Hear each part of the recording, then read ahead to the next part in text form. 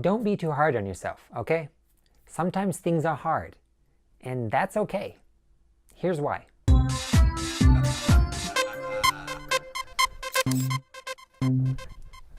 You know when something's really hard and you have to grit your teeth to get through it?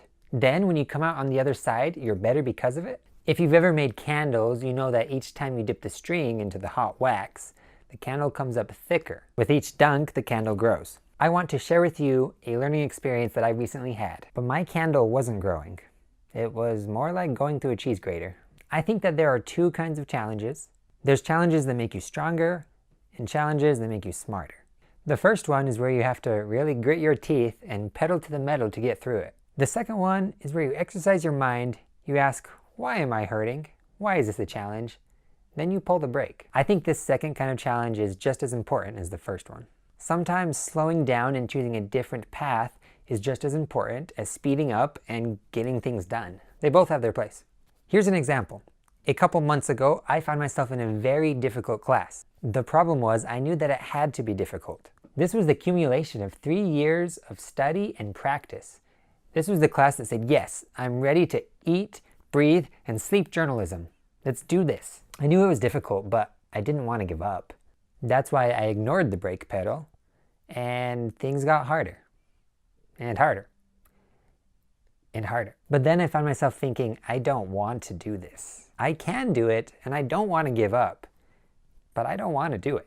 Needless to say, I didn't listen to my own thoughts, and I kept working. I only had to take the class for 2 semesters, then it would be over with, and I could go to graduate school and study what I actually wanted to study. A couple weeks before my last chance to drop the class, I finally started sharing my frustrations with other people. I got a lot of great advice, a lot of different advice. But in the end, I realized that it was my decision. Sounds obvious, right?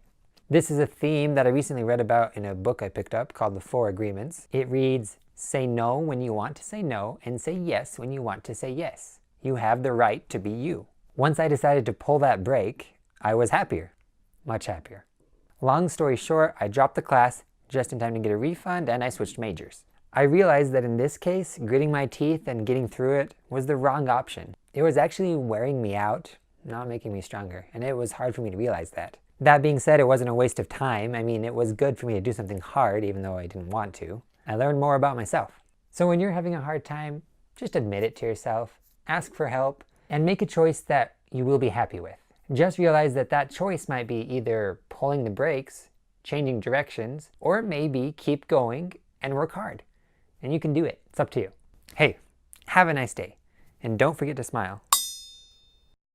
What do you all think? Did that make any sense? What other challenges might there be? What other options are there? And how have you guys learned from hard things? Please share your comments down below, and I hope to see you soon. Pour it out.